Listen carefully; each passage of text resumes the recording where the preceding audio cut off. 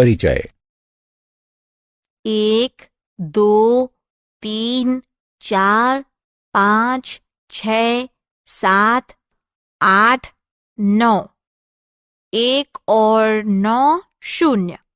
वाह! अरे ध्रुव, क्या तुम जानते हो कि एक गीगाबाइट में 100 करोड़ बाइट्स होती हैं? बिल्कुल, मैं जानता हूँ। और क्या तुम जानती हो कि तुम यदि 3 शून्य और जोड़ दो तब तो 1 टेराबाइट मिलता है। मैं नहीं जानती थी ध्रुव। ये तो एक बहुत बड़ी संख्या बन जाएगी। तुम इस तरह की एक बड़ी संख्या को कैसे पढ़ते हो? हम 1 टेराबाइट को 10 की घात 12 बाइट कहते हैं। ये सचमुच बहुत छोटा और अच्छा भी है। ध्रुव, क्या ये गणित में नई अवधारणा है? हाँ वरिशा, इसे घातांक कहा जाता है। तो आओ, अपने इस पाठ में हम घातांक और घात के बारे में विस्तार से चर्चा करें। उद्देश्य। इस पाठ के अंत में आप निम्न करने में सक्षम हो जाएंगे। एक संख्या को घातांकीय रूप में व्यक्त करना। घातांकीय रूप में व्यक्त एक संख्या के आधार और घातांक को पहचानना। घातांकीय रूप में व्यक्त संख्याओं की तुलना करना। एक ही आधार की भिन्न घातांकों वाली संख्याओं का गुणन तथा विभाजन। एक ही घातांक की भिन्न आधारों वाली संख्याओं का गुणन तथा विभाजन। एक घातांकीय संख्या को उसकी घात से बढ़ाना। एक संख्या को घात 0 बढ़ाना। घातांकीय रूप। आपने सुना था कि ध्रुव ने वरिशा को बताया था कि 1 टेराबाइट में 1 0 0 0 0 0 0 0 0 0 0 0 0 बाइट होते हैं। जब इसे व्यक्त किया जाता है तब दाईं तरफ की संख्या को पहचानना तथा उसका उपयोग करना कठिन होता है। अतः इस तरह की एक बड़ी संख्या को उसके आकार को कम करने तथा उसे समझने योग्य बनाने के लिए घातांकीय रूप में उसे व्यक्त किया जाता है। 1 0 0 0 0 0 0 0 0 0 0 0 0 और कुछ नहीं बल्कि 10 का गुणा 12 बार किया गया है।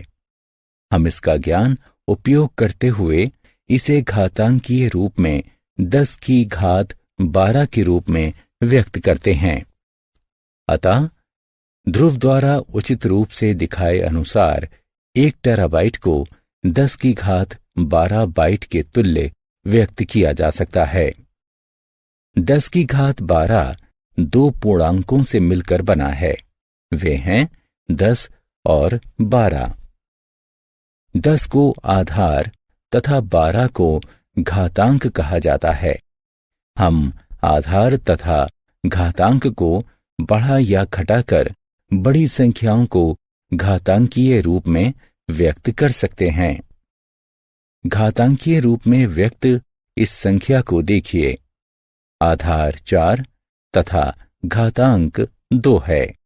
इसे 4 की घात 2 के रूप में पढ़ा जाता है। 4 की घात 2 और कुछ नहीं बल्कि 4 गुणा 4 है। अतः इसे 4 का वर्ग के रूप में भी पढ़ा जाता है। एक और घातांकीय संख्या को देखते हैं। आधार 4 और घातांक 3 है। इसे 4 की घात 3 के रूप में पढ़ा जाता है। 4 की घात 3 और कुछ नहीं बल्कि 4 गुणा 4 गुणा 4 है। अतः इसे 4 के घन के रूप में भी पढ़ा जाता है। रूपांतरण और तुलना। पूर्णांकों, दशमलवों एवं भिन्नों को घातांकीय रूप में व्यक्त किया जा सकता है। इसी प्रकार घातांकीय संख्याओं को उनके असल रूप में वापस लाया जा सकता है।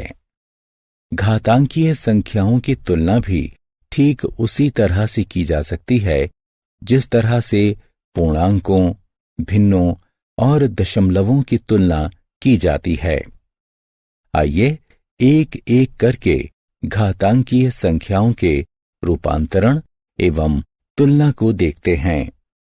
आइए 64 को घातांकीय रूप में व्यक्त करते हुए शुरुआत करते हैं। 64 को निम्न प्रकार से लिखा जा सकता है। क्योंकि 2 को 2 से ही 6 बार गुणा किया गया है, इसलिए 2 की घात 6 के रूप में भी लिखा जा सकता है। अतः 64 बराबर 2 की घात 6 होता है।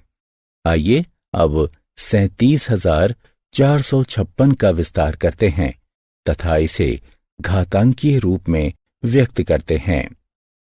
37,456 का विस्तार 30,000 जमा 7,000 जमा 400 जमा 50 जमा 6 के रूप में भी किया जा सकता है, जो निम्न के तुल्य है, जिसे इस तरह से भी लिखा जा सकता है। आइए 196 को घातांकीय रूप में व्यक्त करने का प्रयास करते हैं। आइए सर्वप्रथम इसे अभाज्य गुणनखंड के एक गुणन के रूप में व्यक्त करते हैं, जो कि बराबर है 14 गुणा 14 के, जो 2 गुणा 7 गुणे 2 गुणे 7 के समान है। हम इसे निम्न तरीके से भी लिख सकते हैं, 2 गुणा 2 गुणा 7 गुणा 7। अब हम अभाज्य गुणनखंडों को घातांकीय रूप में व्यक्त कर सकते हैं। अतः 196 बराबर 2 की घात 2 गुणा 7 की घात 2 होगा। आइए अब सरलीकरण के माध्यम से कुछ घातांकीय संख्याओं को उनके असल रूप में परिवर्तित करते हैं।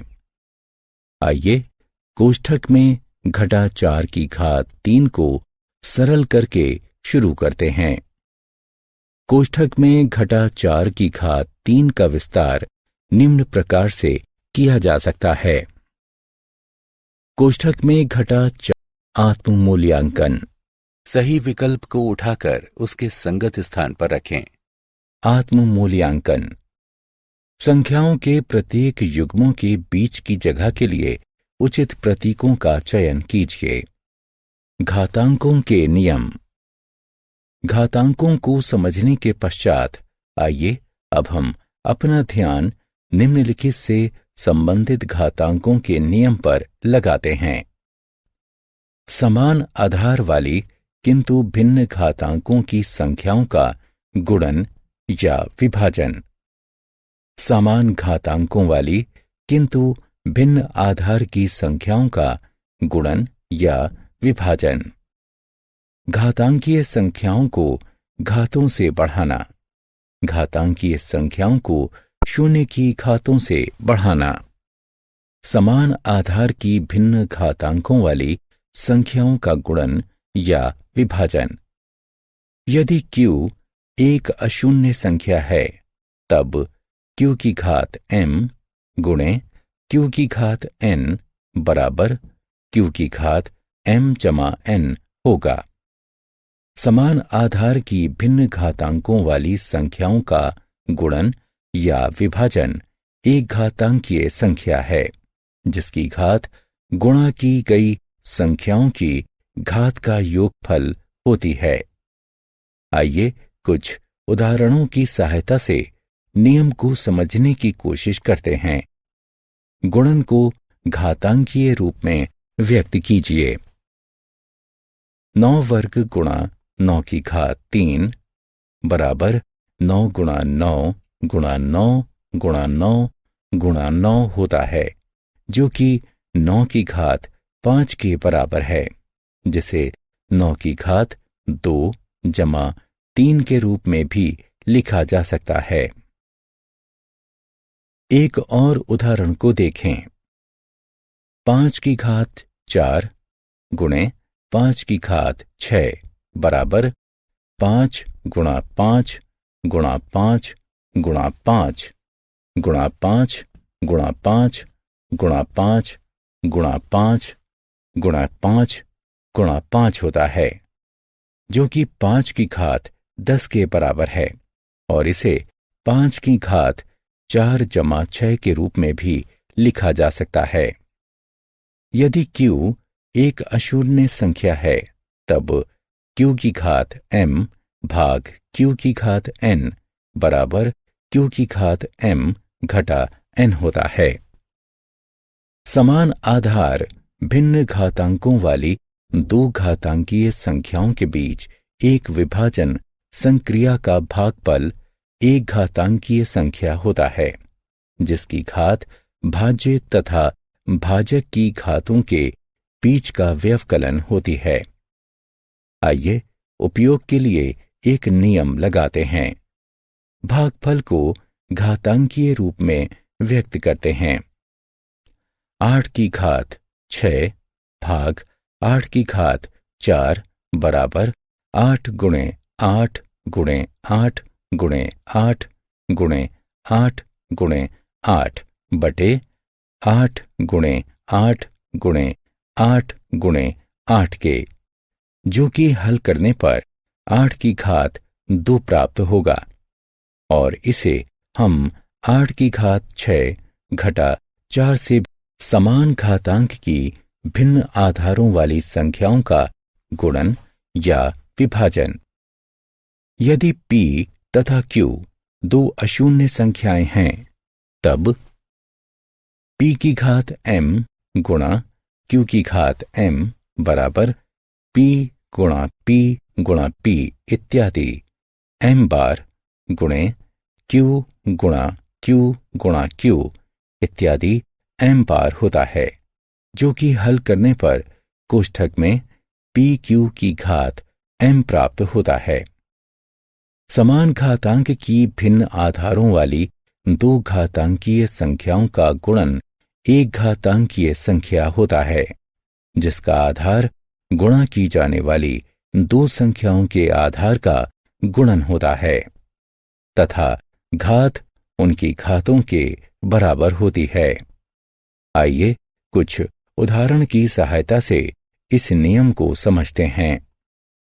चलिए गुणन को घातांकीय रूप में व्यक्त करते हैं। 7 की घात 5 गुणा 8 की घात 5 बराबर 7 गुणा 7 गुणा 7 गुणा 7 गुणा 7 गुणे 8 गुणे 8 गुणे 8 गुणे 8 गुणे 8 होता है, जो कि हल करने पर कोष्ठक में 7 गुणा 8 पूरे की घात 5 लिखा जा सकता है। हम इसे 56 की घात 5 भी लिख सकते हैं। यदि p और q अशून्य संख्याएं हैं, तब p की घात m भाग q की घात m बराबर p बटे q पूरे की घात m होता है। समान घातांक की भिन्न आधारों वाली दो घातांकीय संख्याओं के बीच विभाजन संक्रिया का भाजक अंश के रूप में भाज्य का आधार तथा हर के रूप में भाजक का आधार वाली एक भिन्न संख्या होता है एवं उनकी घात समान होती है। आइए अब हम नियम का उपयोग करते हैं। भागफल को घातांकीय रूप में व्यक्त कीजिए। 9 की घात 6 भाग 4 की घात 6 बराबर 9 की घात 6 बटे 4 की घात 6 है, जो कि हल करने पर 9 बटे 4 पूरे की घात 6 के बराबर है। इसी तरह 36 की घात 5 भाग 12 की घात 5 गुणा 4 की घात 5 बराबर घातांकीय संख्या को उसकी घात से बढ़ाना। यदि p एक संख्या है, तब कोष्ठक में p की घात x पूरे की घात y बराबर p की घात x गुणा p की घात x गुणा p की घात x गुणा इत्यादि y बार तक, जो कि हल करने पर p की घात xy प्राप्त होता है। यदि एक घातांकीय संख्या को उसकी घात से बढ़ाया जाता है तब परिणामतः आधार की घात 2 घातांकों का गुणन होती है। आइए कुछ उदाहरण देखते हैं। कोष्ठक में 7 की घात 7 पूरे की घात 3 बराबर 7 की घात 7 गुणे 7 की घात 7 गुणे 7 की घात 7 होता है, जो कि गणना करके हल करने पर 7 की घात कोष्ठक में 7 गुणा 3 प्राप्त होता है। एक और उदाहरण देखते हैं। कोष्ठक में 24 की घात 3 पूरे की घात 5 बराबर 24 की घात 3 गुणे 24 की घात 3 गुणे 24 की घात 3 गुणे 24 की घात 3 गुणे 24 की घात 3 होता है, जो कि गणना करके हल करने पर 24 की घात कोष्ठक में 3 गुणा 5 प्राप्त होता है। जब एक संख्या की घात 0 हो, वह संख्या जिसकी घात 0 हो वो 1 होती है। यदि s एक संख्या है तब s की घात 0 बराबर 1 होता है। आइए शून्य घातांकों पर आधारित कुछ प्रश्नों को हल करते हैं। सरल कीजिए। 8 की घात 3 भाग कोष्ठक में 4 की घात 2 गुणा 2 की घात 5 करने पर हमें 8 की घात 3/4 की घात 2 गुणा 2 की घात 5 बराबर 8 गुणा 8 गुणा 8/4 की घात 2 गुणा 2 की घात 5 प्राप्त होता है, जिसको आगे गणना करके हल करने पर 2 की घात 0 यानी 1 प्राप्त होता है। मानक रूप। निम्नलिखित संख्याओं में उभयनिष्ठ क्या है? इन सभी में 1 से 10 के बीच दशमलव संख्याएं हैं, जिनका गुणा 10 की घात से किया जाता है। संख्याएं जिन्हें 1 से 10 के बीच की दशमलव संख्याओं के गुणन तथा 10 की घात के रूप में व्यक्त किया जाता है, मानक रूप कहलाते हैं। आइए एक उदाहरण देखें। 9347 को मानक रूप में व्यक्त कीजिए। 9347 बराबर है 9347 बटे 10 की घात 3 गुणे 10 की घात 3 के, जो कि आगे हल करने पर 9.347 गुणा 10 की घात 3 प्राप्त होता है। अब 345 को मानक रूप में व्यक्त करते हैं। इसको सरल करने पर हम पाते हैं 345 बटे 10 की घात 2 गुणा 10 की घात 2, जो कि 3.45 गुणा 10 की घात 2 के बराबर है। आत्म मूल्यांकन। बाईं ओर के संख्यात्मक व्यंजक का दाईं ओर के उनके घातांकीय रूप से मिलान कीजिए।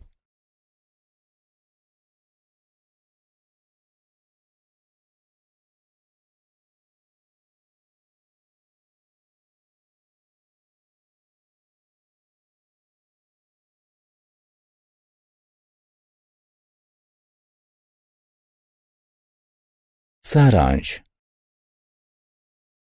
आइए हमने जो कुछ सीखा है उसे संक्षेप में दोहराएं। एक संख्या को घातांकीय रूप में व्यक्त करना। घातांकीय रूप में व्यक्त एक संख्या के आधार और घातांक को पहचानना। घातांकीय रूप में व्यक्त संख्याओं की तुलना करना। एक ही आधार वाली किंतु भिन्न घातांकों की संख्याओं का गुणन तथा विभाजन।